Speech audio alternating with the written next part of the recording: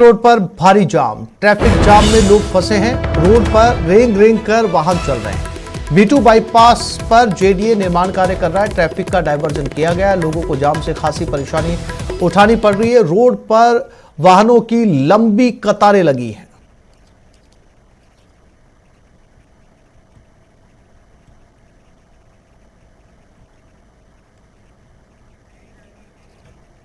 और इसी खबर पर हमारे साथ महेश धादिच जुड़ गए, उनसे बात करते हैं। महेश, डायवर्जन जब किया गया है तो क्या वैकल्पिक व्यवस्थाएं नहीं की गई रास्तों के लिए? क्योंकि अगर JDA यहां पर काम कर रहा है तो दूसरे रास्ते दिए गए होंगे निकलने के लिए। देखिए, बिल्कुल ये जो है B2 बाईपास पर JDA का निर्माण करवा रहा है और इसके दौरान में जो है यहाँ पर डाइवर्जन जरूर दिया गया है। जवाहरलाल नेहरू मार्ग को, JLN मार्ग को जो डाइवर्जन है वो दिया गया है, लेकिन बावजूद इसके जो टोंक रोड है वो पूरी तरह से जो है इस समय जाम पड़ा हुआ है। दूसरे तरफ के छोर पे जो है तस्वीर देख सकते हैं आपकी, किस तरह से जो है भारी वाहन जो है ट्रक वगैरह है वो यहाँ पर जो है जाम में पड़े हैं। एक लेन पूरा जाम जो है वो यहाँ पर है और दूसरी जो लेन है वो अभी जरूर खुली हुई है। ट्रैफिक के जो पुलिसकर्मी है वो यहाँ पर मशक्कत कर रहे हैं। जाम को खुलाने की कोशिश भी जो है लगातार की जा रही है, लेकिन क्योंकि भारी आवाजाही रहती है, टोंक रोड है जिससे कि करीब 2 से 2.5 लाख जो वाहन है प्रतिदिन आते जाते रहते हैं, गुजरते रहते हैं, तो ऐसे में ये अभी इस समय पुलिसकर्मियों के लिए भी जो है बड़ी चुनौती का विषय बन गया है। और ऐसे में यहाँ पर इस जाम को खुलवाने की जो कोशिशें हैं वो लगातार की जा रही है। और यहाँ जो डाइवर्जन है वो जवाहरलाल नेहरू मार्ग पर यहाँ किया गया है, लेकिन फिलहाल जो है पुलिसकर्मी भले ही इस जाम को हटाने की कोशिश करें, लेकिन शहरवासी जो है वो अभी जो है इसमें काफी जो है परेशान होते दिखाई दे रहे हैं। आप ये पुलिया की तस्वीर देखिए जिसपे की है लगातार ये लंबा जाम जो है वो आपको दूसरे छोर पर नजर आ रहा है, क्योंकि वाहनों की जो कतारें हैं वो दूर तक लंबी जो है वो नजर आ रही है। और अलग अलग जगहों पर जो है ये पूरे टोंक रोड पर जो जाम की स्थिति है वो बारिश के कारण भी जो है वो देखने को मिल रही है। एक तरफ जो मेंटेनेंस के काम जो है जगह जगह पर वो चल रहे हैं, तो दूसरी तरफ जिस तरह से ये JDA का जो निर्माण कार्य है B2 बाईपास पर, उसकी वजह से भी जो है यहाँ पर जो समस्या है वो बनाई है। जी आसिफ। बिल्कुल महेश, इस निर्माण कार्य के साथ साथ जो बारिश है उसने भी मुश्किलें बढ़ा रखी हैं। जी बिल्कुल, बारिश की एक वजह है ही है, और दूसरा साथ में आप देखिए कि किस तरह से जो है यह जो मरम्मत का कार्य है यहाँ पर वो जो चल रहा है, निर्माण कार्य जो चल रहा है, उसकी वजह से जो ट्रैफिक है उसको यहाँ B2 बाईपास पार करने में कम से कम आधे घंटे का वक्त जो है वो लग रहा है। और लोग कोशिश कर रहे हैं कि यहाँ से कैसे जैसे अपने वाहनों को ले जा सके। दोपहिया वाहन जो है फुटपाथ पर चढ़ा करके भी जो है अपनी गाड़ियां निकालते हुए दिखाई दे रहे हैं, लेकिन चौपहिया वाहनों के लिए यहाँ पर जो डाइवर्जन किया गया है बावजूद इसके उन्हें कोई राहत यहाँ पर मिलती हुई नजर नहीं आ रही है। वैकल्पिक मार्ग जो है वो यहाँ पर सही तौर पर तय नहीं किया गया, ताकि सांगानेर से अगर इस डाइवर्जन को तय कर दिया जाता तो ये भारी वाहन जो है वो यहाँ से जगतपुरा के रास्ते एयरपोर्ट रोड पर होकर के भी निकल सकते थे। जी महेश, जानकारी के लिए आपका धन्यवाद।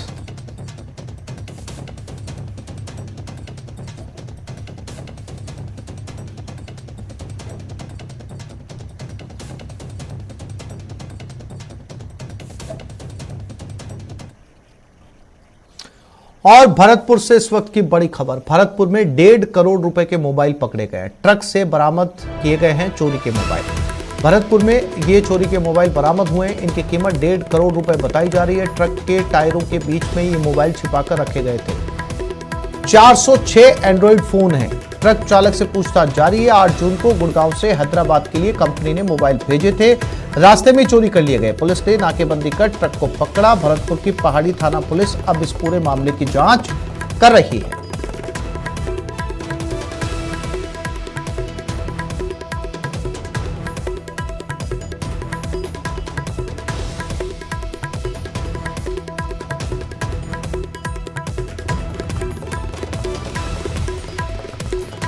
और दीपक पुरी हमारे संवाददाता हमारे साथ जुड़ गए, उनसे बात करते हैं। दीपक, 1.5 करोड़ रुपए के मोबाइल थे, क्या कुछ जानकारी ड्राइवर ने अब तक पुलिस को दी है? और आजकल जब इस तरीके के ट्रांसपोर्ट में ट्रकों का इस्तेमाल किया जाता है दीपक, तो ज्यादातर कंपनियां जो है वो ऐसे ट्रकों में जीपीएस का इस्तेमाल भी करती हैं महंगा सामान होने की वजह से। देखिए, आसिफ, ये जो चोरी का माल है वो 8 जून को बिलासपुर गुड़गांव से हैदराबाद के लिए अमेजन कंपनी ने भेजा था ट्रक में। लेकिन रास्ते में हैदराबाद से पहले दिलसाद निजामाबाद के पास में चोरों ने जो एंड्रॉइड मोबाइल थे उनको चुरा लिया और उसी कंपनी के दूसरे ट्रक में जिसमें टायर भर करके आ रहे थे उसमें उनको रख दिया। और जब इस पूरे मामले का जो है तेलंगाना पुलिस में जो है एक एफआईआर भी दर्ज कराई गई थी, लेकिन कल देर रात को पहाड़ी थाना पुलिस ने कार्रवाई करते हुए उस ट्रक को जब्त किया है और उससे करीब 1.5 करोड़ रुपए के अधिक से 406 एंड्रॉइड फोन जो है वो बरामद किए हैं। कंपनी के लोग भी वहां पहुंचे थे, उनसे भी पूछताछ जो है वो की जा रही है। और एक जो गाड़ी थी वो एस्कॉर्ट कर रही थी इस ट्रक को, उसको भी पुलिस ने जब्त किया है। 6 लोग इस पूरे मामले में गिरफ्तार किए, उनसे पूछताछ की जा रही है। और इसमें जो ट्रांसपोर्ट कंपनी है उसकी भी संदिग्ध भूमिका जो है वो नजर आ रही है, क्योंकि ये जो ट्रक है दोनों एक ही कंपनी के हैं। और जब अमेजन कंपनी ने जिन एंड्रॉइड मोबाइल फोनों को हैदराबाद भेजा था तो उसमें एक कंप्यूटर द्वारा ओटीपी आता है, उस ओटीपी के जरिए जो गेट है वो खोला जाता है, उससे पहले वो गेट जो है वो नहीं खुलता। तो इसमें जो है ट्रक चालक हैं, कंपनी के कर्मचारी हैं और जो भी लोग हैं उनकी भूमिका संदिग्ध नजर आ रही है। उसकी जो है पुलिस पूरी तरह जांच कर रही है। लेकिन कहीं ना कहीं कहा जा सकता है कि ये बड़ी हेराफेरी जो है मानी जा सकती है, क्योंकि बड़े स्तर पर जो है इन मोबाइलों को यूज में लिया जा रहा था। क्योंकि ये जो है अमेजन कंपनी ने हैदराबाद भेजे थे, वहां से जो है रास्ते में इनको चुरा करके और वापस फिरोजपुर की तरफ भेजा जा रहा था। तभी पहाड़ी थाना पुलिस को सूचना मिली थी कि इस तरह का मामला है। पहाड़ी थाना पुलिस ने नाकाबंदी कराई और नाकाबंदी के दौरान इस ट्रक को जो है जब्त कर लिया है। जी आसिफ। दीपक, कंपनी को सूचना दी गई कि उनके मोबाइल बरामद कर लिए गए? देखिए, बिल्कुल कंपनी को सूचना दे दी गई है, क्योंकि कंपनी के द्वारा जब ये कंपनी को पता चला कि उनके जो मोबाइल है वो चोरी हो गए, तो कंपनी ने तेलंगाना में एक एफआईआर दर्ज कराई थी। और उसके बाद लगातार जीपीएस के जरिए जो है जांच की जा रही थी कि कहां कहां ये ट्रक गया है और उसके बाद में कहां कहां उनकी लोकेशन बोली है। उसी के आधार पर कंपनी जो है वो अपने स्तर पर जांच कर रही थी और जो ट्रांसपोर्ट कंपनी का मालिक था वो अपने स्तर पर जांच कर रहा था। तो पुलिस को ट्रांसपोर्ट कंपनी के ही मालिक ने सूचना दी थी कि जो फोन चोरी हुए हैं, मोबाइल एंड्रॉइड फोन चोरी हुए हैं, वो उस ट्रक में भर करके और फिरोजपुर की तरफ जा रहे हैं। तभी पहाड़ी थाना पुलिस ने नाकाबंदी कराई और उनको जो है जब्त कर लिया। अब उनसे सबसे पूछताछ की जा रही है, लेकिन घटना का खुलासा है वो पूछताछ के बाद हो पाएगा कि आखिर किस तरह से इस चोरी को जो अंजाम। जी दीपक, जानकारी के लिए आपका धन्यवाद।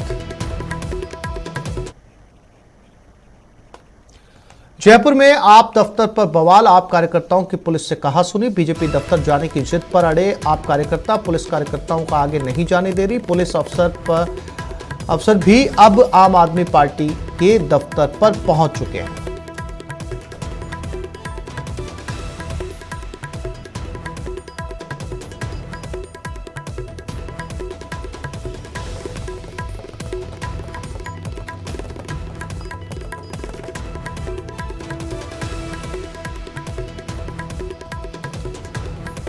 तो आम आदमी पार्टी के कार्यकर्ता आज प्रदर्शन करना चाहते हैं बीजेपी दफ्तर के आगे, लेकिन धारा 144 लगी होने की वजह से पुलिस आम आदमी पार्टी दफ्तर के आगे मौजूद। पुलिस ने चेतावनी दी कि धारा 144 लगी हुई है, इसलिए किसी तरीके का प्रदर्शन ना किया जाए। लेकिन आम आदमी पार्टी कार्यकर्ता अड़े हुए प्रदर्शन करने को आ रही हैं।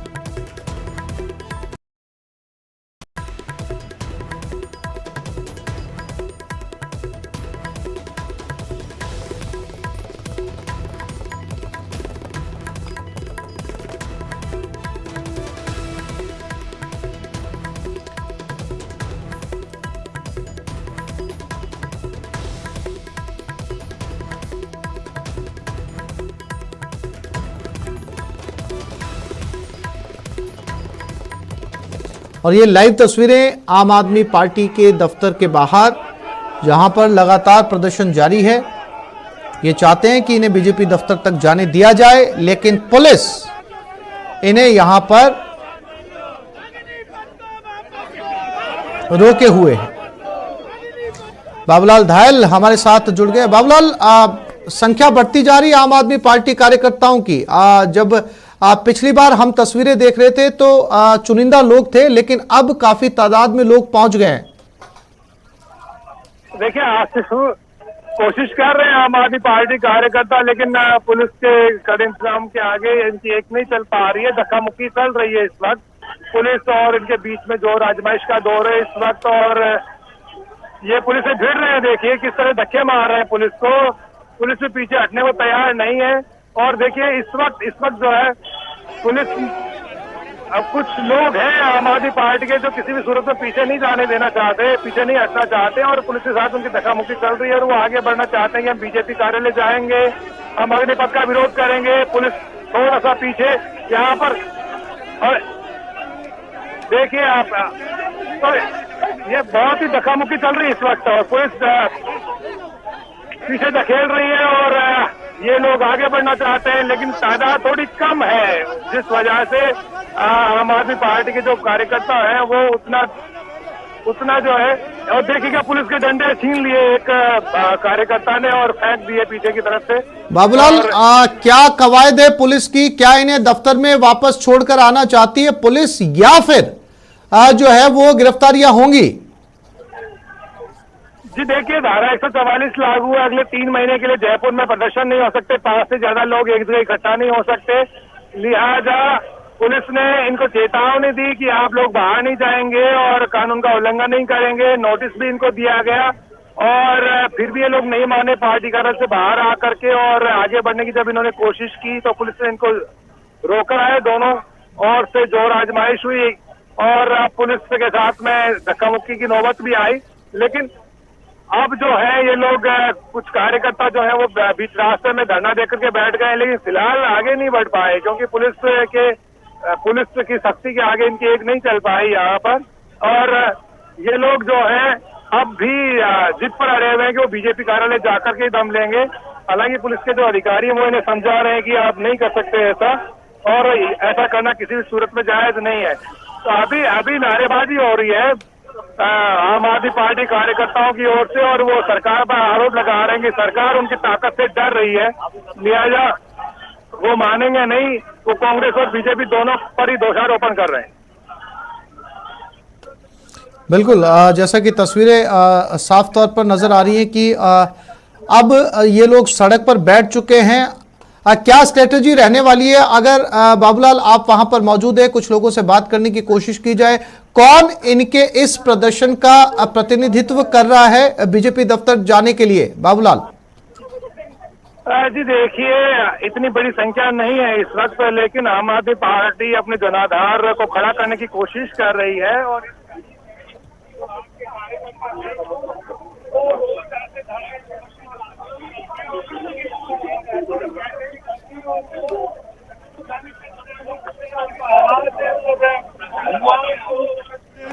उनको आवाज दें, और युवाओं को, किसानों को, हर वर्ग को जो अपने साथ लेकर के वो अपनी ताकत में इजाफा करने की कोशिश कर रहे हैं और मौका ढूंढते हैं। क्योंकि अरविंद केजरीवाल की जो पार्टी है उसका जन्म ही आंदोलन से हुआ था, और हर वक्त ये पार्टी आंदोलन के मोड में रहती है। संख्या है नहीं आपके पास इतनी, और फिर भी आप धरना दे रहे हैं, पुलिस से उलझ रहे हैं। देखिए, भाजपा और कांग्रेस का एक ही विकल्प है, आम आदमी पार्टी। और आज जिस प्रकार से कांग्रेस और भाजपा ने प्रदर्शन पे कुठाराघात किया, युवाओं के साथ न्याय की जो मांग कर रही थी आम आदमी पार्टी, उसको रोकने के लिए इस प्रकार से लाठी डंडा दिखा के, डरा के, और इस प्रकार पुलिस प्रशासन को आगे करके इस, आप यहाँ देखिएगा पुलिस से अब भी कुछ नौजवान हैं वो उलझ रहे हैं और वो कह रहे हैं कि हम लोग जाएंगे, रुकेंगे नहीं। हमारे साथ में पुलिस के अधिकारी, उनसे बात। सर, आप रोकने की कोशिश कर रहे हैं, ये क्या कह रहे हैं? अब नहीं, रुक रहे हैं।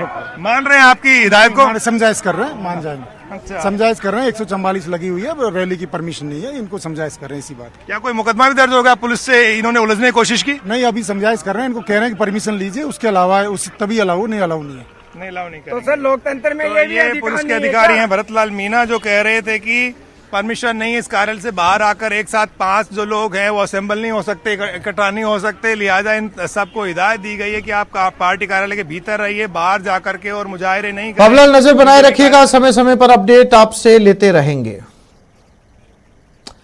और सीधा चलते हैं लोकसभा स्पीकर ओम बिरला इस समय रामगंज मंडी सहित 8 रेलवे स्टेशनों पर रेल सुविधाओं का शिलान्यास कर रहे हैं। संसदीय क्षेत्र कोटा बूंदी के प्रवास पर है स्पीकर ओम बिरला आज रामगंज मंडी दौरे पर रहेंगे। स्पीकर ओम बिरला स्वर्ण मंदिर एक्सप्रेस से रामगंज मंडी पहुंचे हैं। रामगंज मंडी पहुंचने पर स्पीकर बिरला का भव्य स्वागत किया गया। रामगंज तो आज मंडी रेल सुविधाओं डाड़देवी आलनिया राउठा रोड कंवलपुरा दरा एवं मोडक स्टेशन यात्री सुविधाओं के लोकार्पण कार्यक्रम में इस क्षेत्र के लोकप्रिय विधायक माननीय मदन दिलौर जी, खेराबाद पंचायत समिति की प्रधान श्रीमती कलावती जी, रेल के मंडल प्रबंधक डीआरएम श्री पंकज शर्मा जी, सभी जनप्रतिनिधिगण, गणमान्य नागरिक बंधुओं, मातृशक्ति नौजवान साथियों, पिछली बार मेरा कोटा से रामगंज मंडी विभिन्न स्टेशनों पर यात्री सुविधाओं के विस्तार की दृष्टि से एक संक्षिप्त दौरा हुआ था। उसमें हमने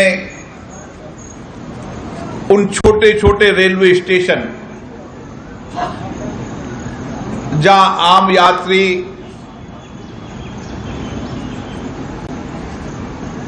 रेलवे की यात्रा करता है, आम आदमी कई बार देर रात्रि होने के कारण, अपने गांव में साधन न होने के कारण उसको स्टेशन ही रुकना पड़ता है। ऐसे सभी स्टेशनों का यात्री सुविधाओं को ध्यान में रखते हुए उन सब छोटे स्टेशनों पर भी यात्री सेवाओं का विकास किया है। आज उन सब का लोकार्पण हो रहा है।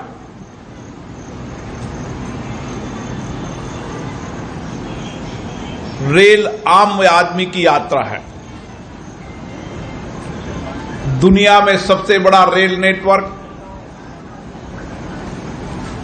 सबसे बड़ी पटरियों का नेटवर्क, सबसे ज्यादा ट्रेनों का नेटवर्क, देश से सबसे गरीब व्यक्ति भी अगर यात्रा का कोई सुगम सुरक्षित साधन है तो रेल है। मैं भी कोटा से अमृतसर से चलने वाली बम्बई ट्रेन में आ रहा था। मैंने कई यात्रियों से बात की, कई जनरल डब्बों में थे, कई सेकंड क्लास स्लीपर में थे। अमृतसर से यात्रा कर अगर बम्बई सुगम सस्ता सुरक्षित यात्रा है तो रेल है। अमृतसर से बम्बई। अलवर के राजकीय राजीव गांधी सामान्य चिकित्सालय परिसर में गंभीर मरीजों के लिए बनाई गई कैजुअलिटी विंग उद्घाटन के बाद स्टाफ की कमी के चलते बंद कर दी गई है। इसकी वजह से आपातकालीन एक्सीडेंटल केस के मरीजों को बेहतर सुविधाएं नहीं मिल पा रही। आपको बता दें, ट्रॉमा सेंटर के साइड में करीब 71 लाख रुपए की लागत से कैजुअलिटी विंग बनाई गई थी, जिसका लोकार्पण 30 जुलाई 2021 को तत्कालीन चिकित्सा मंत्री डॉक्टर रघु शर्मा द्वारा किया गया था। अस्पताल की इस विंग में फिलहाल ताला लगा है। पूर्व में कोरोना काल के समय इसमें कोरोना के मरीज भर्ती हुए थे, उसके बाद से विंग पर ताला लगा हुआ है।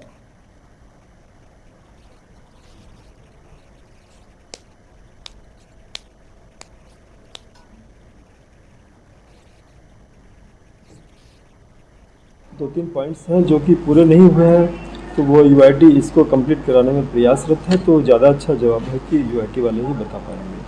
ऐसी बात नहीं है, जब आवश्यकता होती है इसको खोला जाता है। सबसे बड़ी समस्या हमारे पास स्टाफ की है, स्टाफ की कमी की वजह से कि हम संचालित नहीं कर पा रहे हैं। प्रदेश की कानून व्यवस्था के आंकड़े डरा रहे हैं। साल 2022 के पहले 5 महीने के आंकड़ों की बात करें तो महिलाओं के खिलाफ अत्याचार ने सारे पुराने रिकॉर्ड तोड़ दिए। तो अनुसूचित जाति और अनुसूचित जनजाति अत्याचार के आंकड़े भी प्रदेश को शर्मसार कर रहे हैं। देखते हैं इस रिपोर्ट में। राजस्थान में महिला संबंधी अपराधों में बढ़ोतरी देखने को मिल रही है। राजस्थान सरकार भले ही महिलाओं की सुरक्षा के संबंधी कई दावे करे, लेकिन अपराध के आंकड़े कुछ और कहानी बयां कर रहे हैं। पिछले साल की तुलना में इस साल के 5 महीनों के आंकड़े देखे जाएं तो महिला संबंधी अत्याचार संबंधी आंकड़ों में करीब 24% तक की वृद्धि हुई है। प्रदेश में अपराध का बढ़ता ग्राफ लगातार पुलिस से लेकर सरकार तक को चिंता में डाल रहा है, खासकर महिलाओं के खिलाफ अपराध के मामले में। साल 2022 के 5 महीने में पिछले सारे रिकॉर्ड तोड़ना चिंता का सबब बनता जा रहा है। खुद पुलिस के आंकड़े इसकी गवाही दे रहे हैं। इन आंकड़ों के मुताबिक साल 2021 के शुरुआत के 5 महीनों के मुकाबले 2022 के पहले 5 महीनों में महिला अत्याचार में 24% का इजाफा हुआ है। महिला दुष्कर्म के मामलों की बात करें तो पिछले साल की तुलना में इस साल करीब 20% की वृद्धि दर्ज की गई है। महिला अत्याचार में जो वृद्धि है वो है पिछले 5 महीने में, पिछले 21 से अगर हम कंपेयर करें तो करीब 24% की वृद्धि है। बलात्कार के अगर केसेस देखें तो पिछले वर्ष 5 महीनों में 2461 केस दर्ज हुए थे। इस बार 953 केस जनवरी से मई तक के हुए हैं। 2021 में जहां जनवरी से मई माह तक महिला अत्याचारों से संबंधित कुल 15,414 केस दर्ज किए गए थे, तो साल 2022 में जनवरी से मई तक 19,094 केस दर्ज किए गए। साल 2021 में मई माह तक दुष्कर्म के 2,461 केस दर्ज किए गए थे। वहीं 2022 के 5 महीनों में दुष्कर्म के 2,953 केस दर्ज हुए। पॉक्सो एक्ट के तहत दर्ज मामलों की बात करें तो साल 2021 की तुलना में साल 2022 में 18% की वृद्धि दर्ज की गई है। साल 2021 में मई माह तक 562 केस दर्ज हुए तो 2022 के शुरुआती 5 महीनों में 663 केस दर्ज किए गए। इसी तरह अगर पॉक्सो केसेस हम देखें तो पॉक्सो केसेस में पिछले वर्ष के मुकाबले करीब 18% की वृद्धि है। और कुल पॉक्सो देखें, क्योंकि कई धाराएं दूसरी भी होती हैं, 4/6 की मैंने बताया करीब 18%, और कुल पॉक्सो देखें तो ये वृद्धि है। पुलिस मुख्यालय के आंकड़ों की माने तो साल 2021 की तुलना में 2022 में मई माह तक अनुसूचित जाति अत्याचारों में 28.28% की वृद्धि दर्ज की गई है। इसी तरह से अनुसूचित जनजाति अत्याचारों में साल 2021 की तुलना में 2022 में मई माह तक 40% की वृद्धि दर्ज की गई है। SC/ST एक्ट में SC में तो मई तक 3629 केसेस दर्ज हुए हैं मई तक, और ये करीब 28% की वृद्धि है पिछले साल के मुकाबले में। उन 5 महीनों में 2021 के अगर 5 महीने कंपेयर करें तो 2022 के 5 महीनों में 28% की वृद्धि है SC केसेस में। पुलिस प्रशासन भी प्रदेश में बढ़ते अपराध को लेकर चिंतित है, लेकिन इसमें लगाम लगा पाने में विभाग सफल नहीं हो पा रहा। ऐसे में राजस्थान पुलिस की मुश्किलें भी बढ़ गई है। अब देखना होगा कि पुलिस इन आंकड़ों को किस तरह से कम करती है। विष्णु शर्मा, न्यूज़ 18 राजस्थान, जयपुर। तो इस बुलेटिन में फिलहाल इतना ही। नमस्कार।